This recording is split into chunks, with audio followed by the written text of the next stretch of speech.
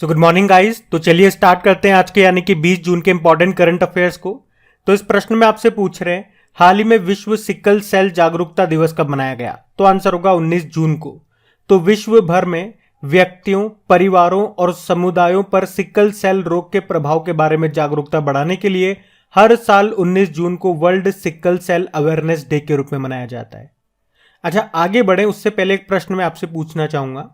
अभी जो बजट आया था उसमें किस वर्ष तक भारत से सिकल सेल एनीमिया को खत्म करने का लक्ष्य रखा, ये मेरा आपसे प्रश्न है। इसका उत्तर भी दूंगा मैं आपको आगे, पहले आप कोशिश करो। तो इसकी बात करेंगे तो देखो सिंपल सा, ये खून की कमी से जुड़ी हुई एक बीमारी है, या यूं कह सकते हो ये एक आनुवांशिक रक्त विकार है।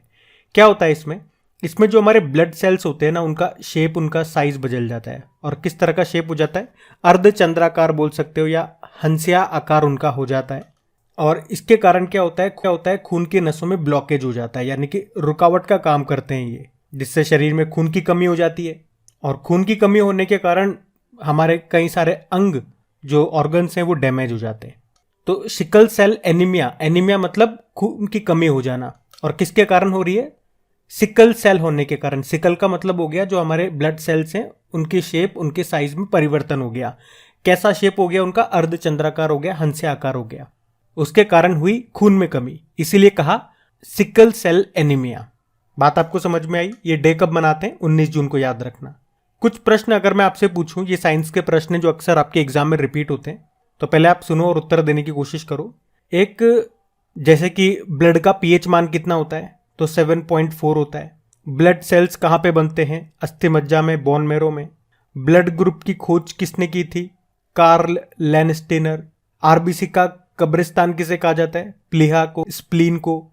शाही रोग, रॉयल डिजीज किसे कहते हैं? हीमोफीलिया को कहते हैं। इसमें ब्लड क्लोट नहीं होता, रक्त का थक्का नहीं जमता। सबसे पहले ये ब्रिटेन की महारानी को हुआ था, इसीलिए इसको रॉयल डिजीज कहते हैं। ऐसे ही प्रश्न आता है एग्जाम में। चलो यूं बताओ, विटामिन B9 का रासायनिक नाम क्या है? तो आंसर होगा फॉलिक एसिड है।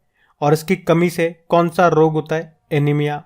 अच्छा, अगर मैं आपसे पूछूं सर्वग्राही, या फिर यूं पूछूं कि सर्वदाता, यानी कि यूनिवर्सल एक्सेप्टर और यूनिवर्सल डोनर, में आपसे पूछ रहा हूं कौन सा ब्लड ग्रुप होता है?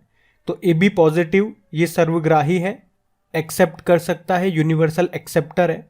और सर्वदाता यूनिवर्सल डोनर ये होता है O नेगेटिव। और अब ब्लड से एक और डे याद आएगा आपको, वर्ल्ड ब्लड डोनर डे। ये कब मनाते हैं? 14 जून को मनाते हैं। तो ये इंपॉर्टेंट क्वेश्चन है आपका, इसको ध्यान रखना। काफी सारे इंपॉर्टेंट पॉइंट्स जो स्टैटिक पॉइंट्स आपके एग्जाम में डायरेक्ट छपते हैं, वो भी मैंने आपको यहाँ पे कवर करा है। और देखो, जब भी डे वाला क्वेश्चन आता है उस महीने के सारे इंपॉर्टेंट डेज में आपको रिवाइज कराता हूँ, लेकिन आज नहीं कराऊंगा। आज मैं कहूंगा आप खुद से कोशिश करो अभी तक जितने भी इंपॉर्टेंट डेज हमने पढ़े कमेंट बॉक्स में लिखने की, और देखो आपको कितने याद है। हम बढ़ेंगे आगे। फिर बताइए, हाल ही में किसे इसका अगला प्रमुख चुना गया? तो आंसर होगा रवि सिन्हा को। तो छत्तीसगढ़ कैडर के 1988 बैच के आईपीएस अधिकारी हैं रवि सिन्हा, जिन्हें का अगला प्रमुख चुना गया है। और वे किनका स्थान लेंगे? सामंत कुमार गोयल का स्थान लेंगे। की फुल फॉर्म होती है रिसर्च एंड एनालिसिस विंग। स्थापना होती है 1968 में। तो ये इंपॉर्टेंट क्वेश्चन है। इसी के साथ कुछ और इंपॉर्टेंट अपॉइंटमेंट्स मैं आपको रिवाइज कराऊंगा, जैसे कि प्रवीण कुमार श्रीवास्तव, ये भी चीफ विजिलेंस कमिश्नर, मुख्य सतर्कता आयुक्त बने। Ravneet Kaur, competition commission of India, भारतीय प्रतिस्पर्धा आयोग के अध्यक्ष बने। और जनार्दन प्रसाद, जियोलॉजिकल सर्वे ऑफ इंडिया के डायरेक्टर जनरल बने। अब मेरा एक प्रश्न रहेगा आपसे, अभी BSF बॉर्डर सिक्योरिटी फोर्स के नए डायरेक्टर जनरल कौन बने? इसका उत्तर दो आप। चलो हिंट मैं आपको देता हूं, या ऑप्शन में आपको देता हूं। वो अग्रवाल ही है, नितिन अग्रवाल या अमित अग्रवाल, कौन बने थे? अब बताओ, हम बढ़ते हैं आगे। फिर बताइए, राष्ट्र खेल 2023 का शुभंकर क्या है, मैस्कॉट? तो आंसर होगा मोगा। तो बात कर रहे हैं यहाँ पे नेशनल गेम्स 2023 की, जो कि इसका 37 नंबर का संस्करण है, जो कहाँ पे होगा? गोवा में होगा।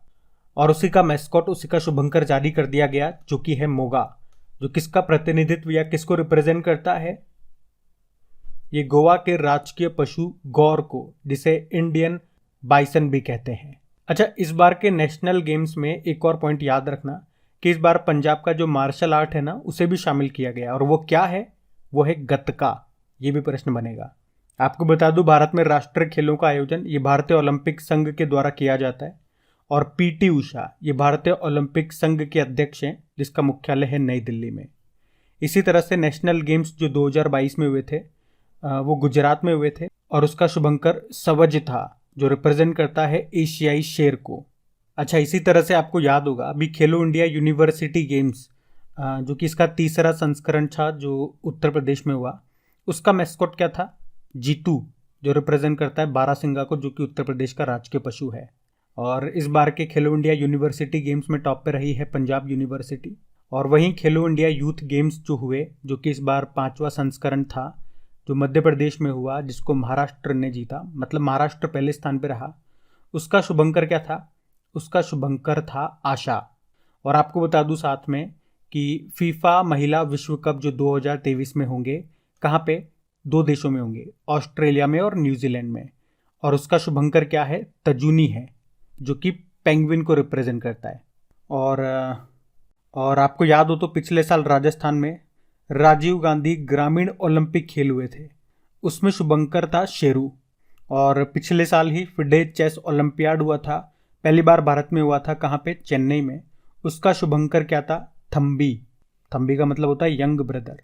और अभी लास्ट दिसंबर में जो फीफा वर्ल्ड कप हुए थे, जो कि इसका 22वां संस्करण था, जो कतर में हुआ था, जिसको अर्जेंटीना ने जीता, उसका शुभंकर क्या था? लाइब था, लाइब।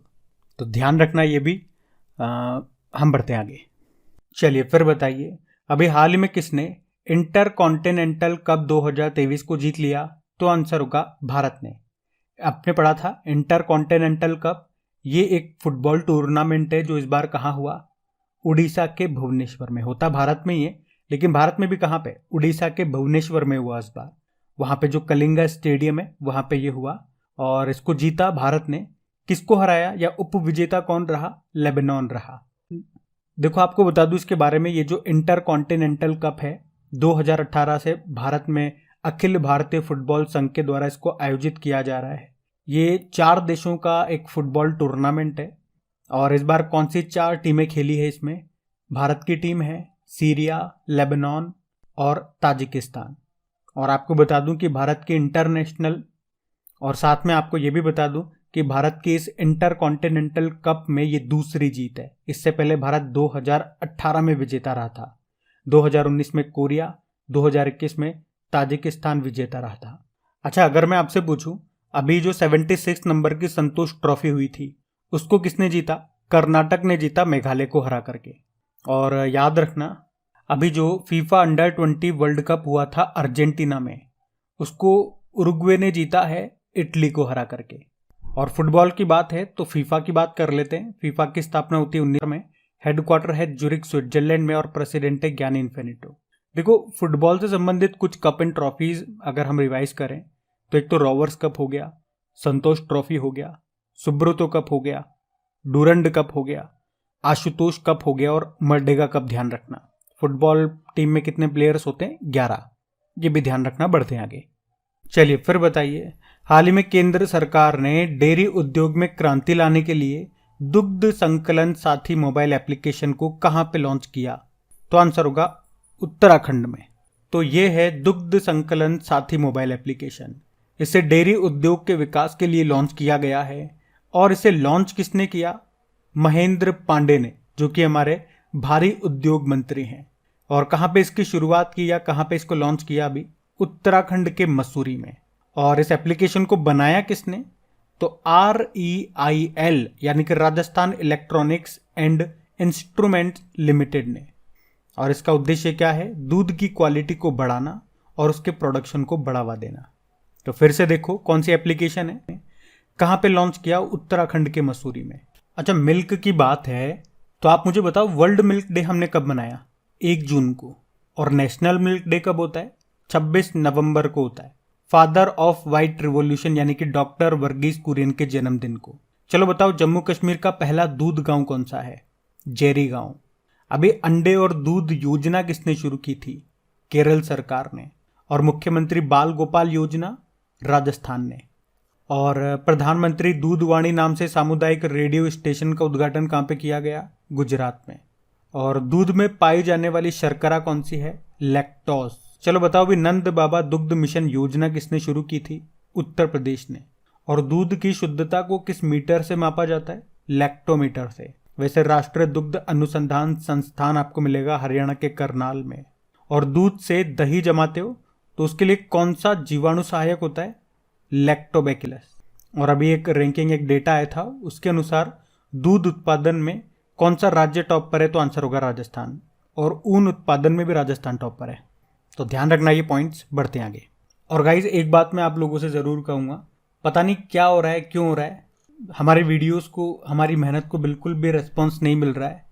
पता नहीं हमारे वीडियोस यूट्यूब के रैंकिंग में क्यों नहीं आते हैं, या यूट्यूब हमारे चैनल को सजेस्ट क्यों नहीं करता है जो नए स्टूडेंट्स होते हैं उनको। तभी हमारे व्यूज़ कम होते जा रहे हैं। तो यूट्यूब का तो हम कुछ कर नहीं सकते हैं, उसको तो मैं कुछ कह नहीं सकता हूँ, ना वो मेरी सुनेगा। लेकिन आप लोगों से ज़रूर रिक्वेस्ट कर सकता हूँ, प्लीज़ अगर वीडियोस अच्छे लगते हैं, मेहनत अच्छी लगती है, तो एक तो वीडियो को लाइक कर दिया करो। लास्ट तक आप लोग भूल जाते हो, अगर करना है तो स्टार्टिंग में कर दिया करो।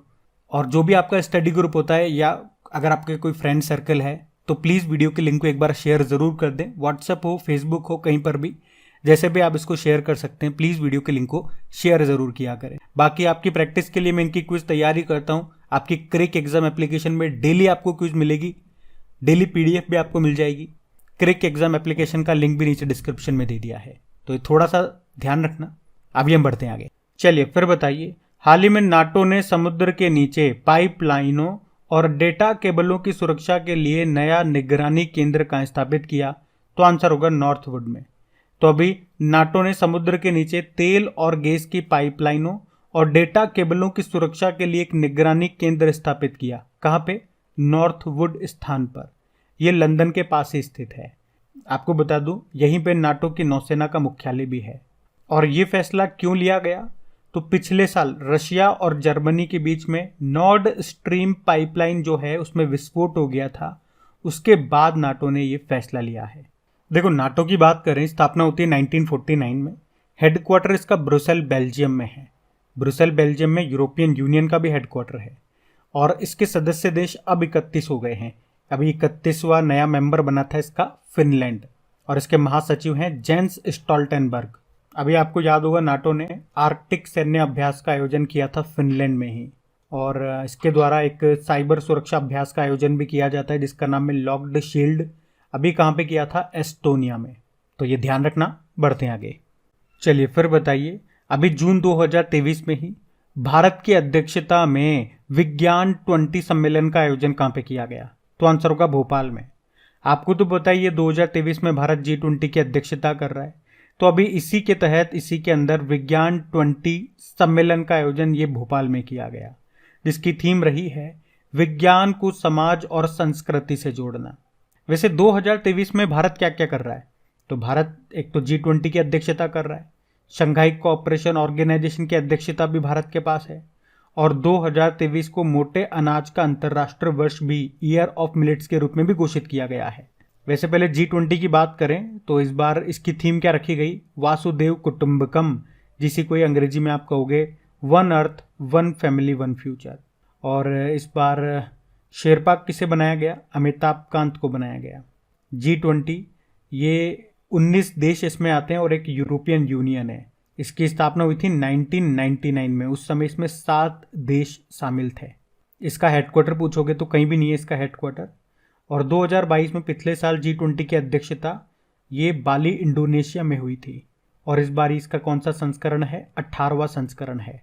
अच्छा, भोपाल से आपको याद आएगा, अभी राष्ट्रपति जी ने, हमारी जो द्रौपदी मुर्मू है, उन्होंने भोपाल में ही 7वें धर्म धम्म सम्मेलन का भी आयोजन किया था। और भोपाल के हबीबगंज रेलवे स्टेशन का नाम रानी कमलापति रेलवे स्टेशन कर दिया गया।